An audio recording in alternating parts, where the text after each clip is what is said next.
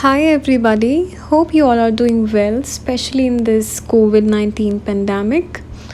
So, today we are going to discuss the topic under microeconomics, that is indifference curve. अब this topic is basically for class 11th and 12th. बिल्कुल basic से ये topic शुरू होगा. जिसको आता है वेरी गुड, वो इसमें और पॉइंट्स गेन कर सकते हैं, अपने बेसिक्स क्लियर कर सकते हैं. और जो फर्स्ट टाइम देख रहे हैं वेलकम. अब पहले तो हम थोड़ा सा वर्ड से मतलब समझने की कोशिश करते हैं. इनडिफरेंस का मतलब क्या होता है? सेम. डिफरेंट का मतलब क्या होता है? अलग. तो इनडिफरेंस कर्व, थोड़ा सा नाम से ही हम आइडिया लगा लेते हैं कि एक ऐसा कर्व जो कुछ सिमिलर चीज़ के बारे में बात कर रहा है. Alright, let's get in. An indifference curve is a graph showing combination of two goods that give the consumer equal satisfaction and utility. Each point on an indifference curve indicates that a consumer is same between the two, rather all the points give him the same utility or satisfaction. मतलब कि ये explain करें, एक ऐसा curve जिसके ऊपर चाहे जितने मर्ज़ी पॉइंट्स आ रहे हो, उन सब पॉइंट्स पे कंज्यूमर को सेम सेटिस्फैक्शन मिल रही है. A B C D E F जितने भी पॉइंट्स होंगे ये हम अभी आगे देखेंगे. तो फ़िलहाल इस डेफिनेशन से हमने क्या चीज़ याद रखनी है? इनडिफरेंस कर्व जिसके ऊपर सारे पॉइंट्स की सेम यूटिलिटी है कंज्यूमर के लिए. Now very important assumptions of indifference curve. First of all, two commodities. It is assumed that the consumer has fixed amount of money, all of which is to be spent only on two goods, and prices of both the commodities are constant. हम इसकी assumption में पहली assumption ले रहे हैं two commodities. फ़िलहाल हम ऐसे समझ लेंगे कि और कोई गुड्स ही नहीं है, कंज्यूमर सिर्फ दो गुड्स में ही डील कर रहा है और उन दोनों गुड्स के प्राइसेस मोस्ट इम्पॉर्टेंटली कांस्टेंट हैं. The second assumption is non-satiety. Satiety means saturation. An indifference curve theory assumes that the consumer has not reached the point of satiety. It implies that the consumer still has the willingness to consume more of both the goods. The consumer always tends to move to a higher indifference curve, seeking for higher satisfaction. Now, what does this mean? Non-satiety का इधर मतलब है कि satisfaction level. कभी भी हम इसमें assume करेंगे कंज्यूमर कभी भी सेटिस्फाई नहीं होगा. अगर उसके पास 5 गुड्स हैं, he will always be willing to have 1 more good, 2 more goods, 3 more goods. अगर उसके पास 10 भी आ गए हैं तब भी वो शांत नहीं होगा. ही विल बी लाइक नहीं, मुझे और चाहिए. So there is no end to his satisfaction level और saturation level है ही नहीं. Third assumption, ordinal utility. According to this theory, utility is a psychological phenomena and thus it is unquantifiable. However, the theory assumes that a consumer can express utility in terms of rank. Consumer can rank his or her preferences on the basis of satisfaction yielded from each combination of goods. Ordinal utility मतलब कि हम इसमें satisfaction numbers में नहीं बता रहे हैं, हम इसमें काइंड ऑफ रैंक के तरीके में बता रहे हैं. बहुत ज़्यादा, कम, उससे कम, इस तरीके से. एक कार्डिनल यूटिलिटी होती है नंबर्स की, जिसमें हम सेटिस्फैक्शन लेवल थ्रू नंबर्स बताते हैं. जैसे कि मुझे 10 में से 8 लेवल ऑफ सेटिस्फैक्शन मिली ये गुड्स लेके. ऑर्डिनल इज़ मुझे बहुत ज़्यादा सेटिस्फैक्शन मिली, मैं हायर इंडिफरेंस कर्व पर हूँ. This is ordinal utility. Fourth, very important, needs to be discussed in detail but later. Diminishing marginal rate of substitution, MRS. Marginal rate of substitution may be defined as the amount of a commodity that a consumer is willing to trade off for another commodity as long as the second commodity provides same level of utility as the first one. अब पहले हम इसको ऐसे written language में नहीं, किसी example के through समझते हैं. आप घर में आ रहे हो, बहुत थक कर आ रहे हो, आपको इतनी प्यास लगी, आप एकदम से पानी मांग रहे हो, मुझे पानी दो. आपको 1 गिलास पानी दिया, आपने 1 सेकेंड में वो पूरा ग्लास पी लिया. आपको तब भी प्यास लग रही है, आपको दूसरा ग्लास पानी का दिया, आपने वो थोड़ा धीरे पिया, तीसरा ग्लास पानी का दिया, आपने वो और धीरे पिया, चौथा ग्लास दिया, you will say no. So what is happening, धीरे धीरे आपकी यूटिलिटी उस चीज़ की डिमिनिश होती जा रही है, कम होती जा रही है। सेटिस्फैक्शन उस चीज़ की आपको धीरे धीरे ग्रेजुअली कम होती जा रही है। This is diminishing. अब इस चीज़ को हम आगे और डिटेल में समझेंगे। Right now let's move to the next assumption. Rational consumers.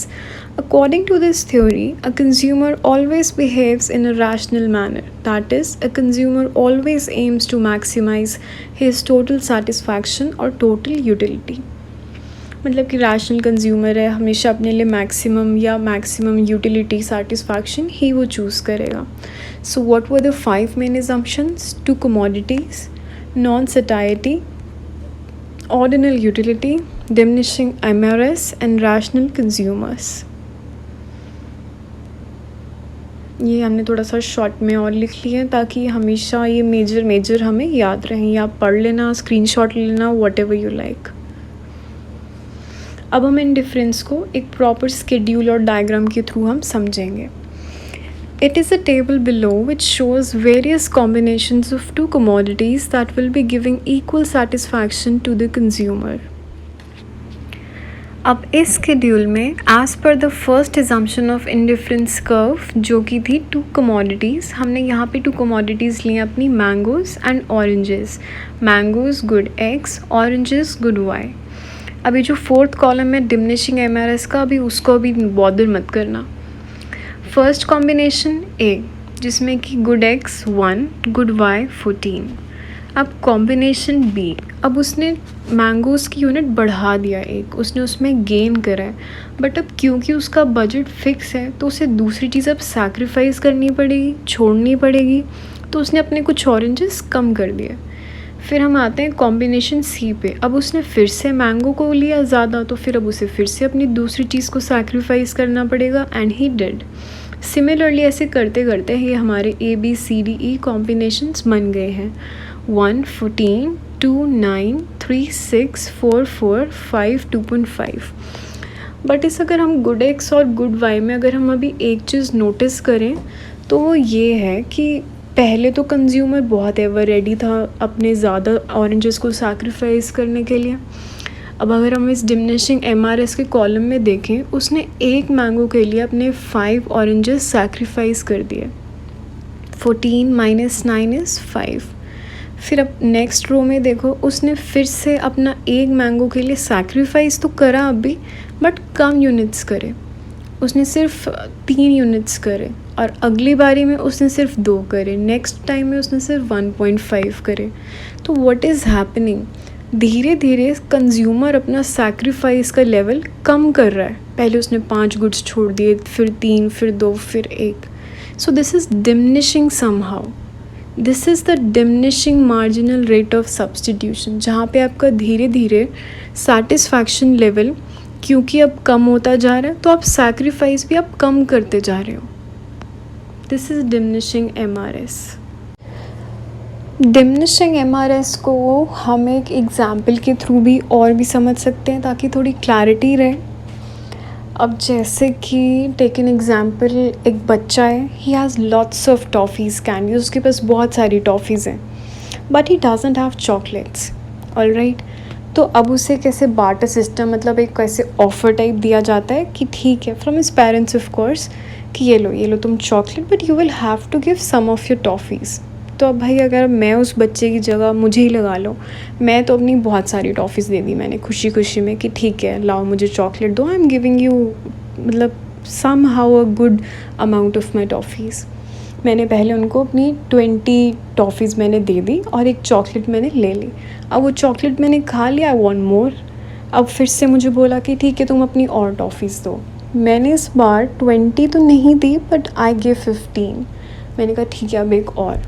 Now somehow I'm getting satisfied eating chocolate. Then I took one more. Then I gave again some toffees. But मैं हर बार अपनी टॉफ़ीज़ का number कम करती रही कि भाई मैंने ख़त्म थोड़ी करनी है अपनी सारी टॉफ़ीज़ इनके एक एक चॉकलेट के चक्कर में, ऐसे थोड़ी करना है. तो what is happening? This is diminishing marginal rate of substitution. कि आप धीरे धीरे अपना सैक्रिफाइस कम कर रहे हो, बिकॉज आपको जो दूसरे गुड के लिए आप सैक्रिफाइस कर रहे हो उसमें आपका सेटिस्फैक्शन लेवल भी कम हो रहा है। अब you are not totally satisfied, अब आपको वो थोड़ा मतलब कम ही चाहिए। That's it.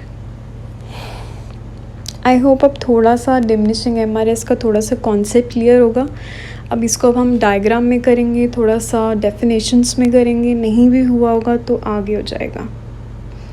अब ये डायग्राम है ABCD, जो हमने पहले पॉइंट्स डिस्कस करे थे, तो अब हमने उसको ये जोड़ के कंबाइन करके हमने अपना कर्व बना लिया है।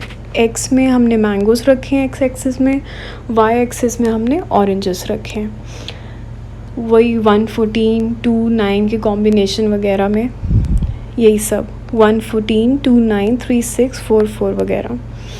अब अगर हम एक चीज़ अगर इस कर्व में नोटिस करें, सोचो वो क्या है। ऑब्वियसली नीचे रिटन वाली नहीं कि A = B = C, वो तो है ही है। What is the other thing you are noticing? चलो ऐसे मुझे वीडियो में तो मैं ही बोल रही हूँ, कोई सुनेगा नहीं कुछ। तो the other thing is it is the curve which is made from joining ABCDE is convex to the origin. Convex to the origin means हल्का सा ये कर्व में आप हल्की सी C शेप दिख रही है, दिस मीन्स कॉन्वेक्स, कि ये हल्का सा कॉन्वेक्स है ओरिजिन के टूवर्ड्स। अब ऐसा क्यों है? Why it is convex to the origin? अब जितने भी एटलीस्ट ये देख रहे हैं, मेरे बैचमेट्स देख रहे हैं, उनको पता हुआ they can comment down, I will surely pass you some of my toffees in good amount. So coming back, जो ये क्योंकि कॉन्वेक्स है because of the diminishing MRS, क्योंकि हम धीरे धीरे अपना सैक्रिफाइस के जो यूनिट्स हैं वो कम करते रहते हैं, उस वजह से हमारा indifference curve it is convex to the point of origin. All right, and what I told before कि इसमें combination ABCDE is equal to same satisfaction, चाहे कंज्यूमर A पर हो या E पर हो, he is dealing with the same level of satisfaction. थोड़ा सा मार्जिनल रेट ऑफ सब्स्टिट्यूशन के बारे में बेसिक मीनिंग दोबारा रिवाइज करेंगे। अभी ऊपर वाला चार्ट स्केड्यूल मत देखना, नीचे की डेफिनेशन पढ़ो। Marginal rate of substitution of X for Y, MRS XY, is defined as the amount of good Y, oranges, the consumer is willing to sacrifice to get one more unit of good X, mangoes, and maintain same level of satisfaction. मतलब कि इसका definition ये बता रहा है कि हम जितने भी बार ऑरेंजेस सैक्रिफाइस करने को तैयार होते हैं for 1 more unit of mangoes, that is known as marginal rate of substitution. और ये चीज़ इम्पॉर्टेंट है, हमेशा याद रखनी है कि जो गुड को हम गेन करने के लिए सैक्रिफाइस कर रहे हैं, हम उसको हमेशा बाय ओनली 1 यूनिट ही बढ़ाएंगे, हमेशा 1 करके ही बढ़ाएंगे। मैंगोज़ हमने एक एक करके बढ़ाए हैं, ऐसे नहीं करा 1 से सीधा 10, क्यों? नहीं तो वो फिर मार्जिनल रहेगा ही नहीं, मार्जिनल वर्ड ही गायब हो जाएगा। दैट्स वाई जो भी हम गुड गेन करेंगे दैट विल बी 1, सैक्रिफाइस हम ज़्यादा अमाउंट में कम अमाउंट में कर सकते हैं। MRS XY is the slope of indifference curve, very important, जैसे कि हमने इससे पहले पढ़ा था कि it is convex to the origin, ये भी उतना इंपॉर्टेंट है कि MRS XY is the slope of IC curve. MRS XY is equal to loss of good Y upon gain of good X. MRS XY can be constant, diminishing or increasing. Yes, it can be constant. इस पूरे IC के case में हम diminishing के ऊपर ही अपना base रख के पढ़ रहे हैं, but it can be constant, it can be increasing. अब हमें ये कैसे पता चलेगा कि हम अपने मॉडल में डिमिनिशिंग ही लेके चल रहे हैं? डिमिनिशिंग हमें हमारे स्केड्यूल के थ्रू पता चलेगा। अब इस थर्ड कॉलम में देखो, पहले 5, देन 3, देन 2, देन 1.5। अब ये कम हो रहा है ना नंबर, आप धीरे धीरे कम सैक्रिफाइस कर रहे हो, सो दिस इज़ डिमिनिशिंग। अगर इन चारों रोज़ में सिर्फ 5, 5, 5, 5 होता तो कांस्टेंट होता, और जो हमारा IC कर्व होता वो कॉन्वेक्स नहीं होता, वो डाउनवर्ड स्लोपिंग बिल्कुल एक स्ट्रेट लाइन होती। और अगर कांस्टेंट की बजाय हम धीरे धीरे ज़्यादा सैक्रिफाइस करते for 1 more unit of mango, मतलब कि पहले हमने 5 करा, 3 की जगह 6 होता, 2 की जगह 7 8 और ऐसे आगे बढ़ता हुआ नंबर। तो फिर हमारा आईसी कर्व कॉन्केव होता। Then our IC curve would have been concave to the origin. अब ये ऑल ओवर क्रक्स था हमारा एमआरएस के ऊपर। तो इसमें जिसको भी क्लैरिटी नहीं है प्लीज़ वीडियो रिवाइंड करना, अपनी बुक्स रीड करना अच्छे से और इसके ऊपर एग्जांपल्स पढ़ना, क्योंकि इंडिफरेंस कर्व में marginal rate of substitution concept is the most important thing to understand. Now let's move on to the properties of IC curve. The first property कि जो IC curve है it slopes from left to right, और वो left to right downward sloping क्यों होता है? Because उसमें हम एक सैक्रिफाइस लेवल लेकर आ रहे होते हैं। IC curve is downward sloping because to consume more quantity of one good consumer has to use less quantity of the other good to remain at the same IC for equal satisfaction. Convex to the origin ये हम discuss कर चुके हैं, एक बारी फिर भी इसको पढ़ लेना कि ये कॉन्वेक्स टू द ऑरिजिन क्यों होता है, डिमिनिशिंग एमआरएस की वजह से। और अगर ये कॉन्वेक्स की बजाय कांस्टेंट होता तो हमारा एमआरएस कैसा होता? वाओ सो कूल, मैंने आंसर ही बोल दिया, मैंने उल्टा बोल दिया रादर। अगर हमारा आईसी कर्व स्ट्रेट होता डाउनवर्ड स्लोपिंग में लेफ़्ट टू राइट में तो हमारा एमआरएस कांस्टेंट होता। और अगर हमारा एमआरएस अगेन कॉन्केव होता मतलब कि ऑपोजिट टू कॉन्वेक्स तो हमारा एमआरएस इंक्रीजिंग होता। टू इंडिफरेंस कर्व के never intersect each other. Why? Because जो हायर इंडिफरेंस कर्व है वो ज़्यादा सेटिस्फैक्शन लेवल पे दिखाता है, जो लोअर आईसी कर्व है वो कम सेटिस्फैक्शन पे दिखाता है। सो टू आईसीज के never intersect each other. Higher indifference curve indicates higher satisfaction and lower indifference curve indicates lesser satisfaction, जो भी मैंने पीछे बोला। अब इस डायग्राम में 3 आईसी कर्व्स बने हुए हैं, जो सबसे ऊपर वाला है उस पर सबसे ज़्यादा सेटिस्फैक्शन है, जो उससे नीचे उससे कम और उससे नीचे वाले पे उससे भी कम।